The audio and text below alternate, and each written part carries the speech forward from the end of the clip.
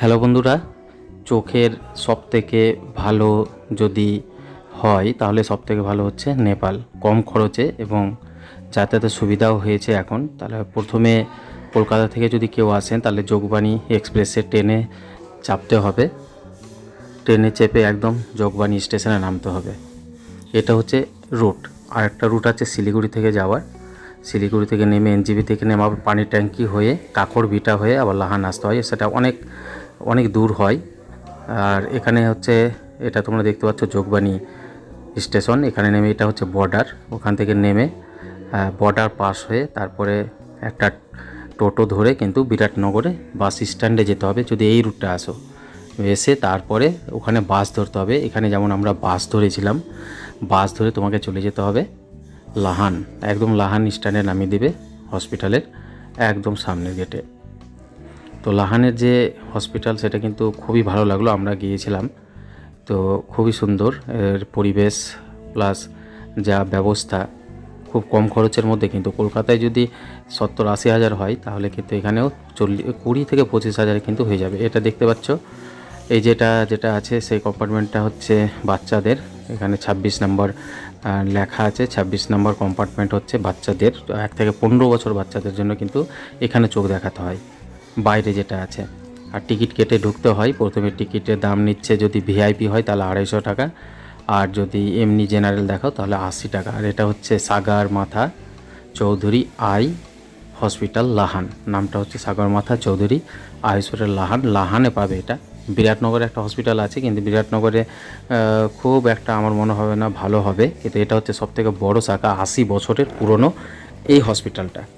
আরেকটা হসপিটাল আছে মেচি। মেচিতে অনেকজন যায় কিন্তু ওটাও অবস্থা খুব খারাপ না, ভালোই। আমরা দুবার দেখিয়েছিলাম, সেখানেও ভালো। কিন্তু লাহানটা ওর থেকে কিন্তু 80 বছরের পুরনো হসপিটাল, খুবই ভালো। এটা হচ্ছে মেন গেট ঢোকার, যেখানে তোমাকে রেজিস্ট্রেশন করাতে হবে, নাম অ্যালাউট করতে হবে। তারপরে তোমার পরপর চোখগুলো দেখে এই কম্পার্টমেন্টের ভিতরে ঢুকেই তুমি তোমার রাইট বাম হাতের দিকে পেয়ে যাবে এই বসার জায়গাটা। এখানে দেখতে পাচ্ছ লাইনের ভিতরে, এখানে তুমি ওয়েটিং করবে, নাম ধরে ধরে ডাকবে, তখন তোমাকে কিন্তু যেতে হবে। এটা প্রতীক্ষালয় বলা যায়। এখানে কিছু ওয়েটিং করে তোমাকে যখন নাম ধরে ডাকবে তখন সেই অ্যাপার্টমেন্টে ঢুকতে হবে এবং পরপর চোখ পরীক্ষা করে কিন্তু করে চলে যেতে হবে। যদি অপারেশনের দরকার পড়ে তাহলে কিন্তু অপারেশন করতে পারবে এবং খুব কম খরচে। আমার বাবাকে নিয়ে গেছিলাম, তো বাবার কম খরচ, মোটামুটি পড়ে 15,000 টাকা। নেপালে যেটা 24,000 টাকা পাই সেটা 15,000 টাকা, মানে 1.6 যে টাকা হচ্ছে ইন্ডিয়ার 1.6 টাকাটা ধরে নেপালে ও টাকাটা হয় 24,000 টাকা। 15,000 টাকাতে আমাদের হয়ে যাবে। আর এখানে খাওয়ার তো হসপিটালের ভিতরে আছে একটা মোমো, তারপর ভাতটা যা আছে সবই কিন্তু হসপিটালের ভিতরে গ্রাউন্ডে আছে রেস্টুরেন্ট, সেখানেও তোমরা খেতে পারবে। এটাও 50 থেকে 60 টাকা খাওয়া খরচ ভাতের জন্য। আর অন্যান্য যা আছে সেগুলো আলাদা আলাদা খরচ আছে। আর তারপর সবথেকে বড় সুবিধা হচ্ছে লজটা তোমরা এই বাইরে থেকে, এই যে রাস্তা আছে সামনে থেকে, এই সামনের রাস্তাটায় এই লজটা তোমরা পাবে। আমি সবাইকে রেকমেন্ড করব এই লজটা থাকার জন্য, কারণ হসপিটালের পাশেই লজের রুমগুলো নতুন হয়েছে, প্রায় 2 বছর হয়েছে লজটা। তো রুমগুলো খুব ভালো লাগলো আমাকে। এবং এই হসপিটালের রাস্তা ধরে যখন বেরোবে তখন এই দিকে 5 তলা একটা লজ দেখতে পাবে নীল কালার। তা আমি রেকমেন্ড করব সেখানে তোমরা যাও। 5 তলায় যে লজটা আছে সেটা নতুন হয়েছে এবং হসপিটালের খুব কাছেই।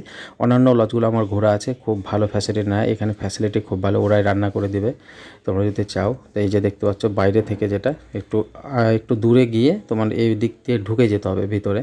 হসপিটালের ভিতরে ঢোকার রাস্তা নেই লজটা, বাইরের দিক দিয়ে এসে এই দিকটা ঢুকে যাবে। এইটা হচ্ছে লজ, খুব সুন্দর ব্যবস্থা।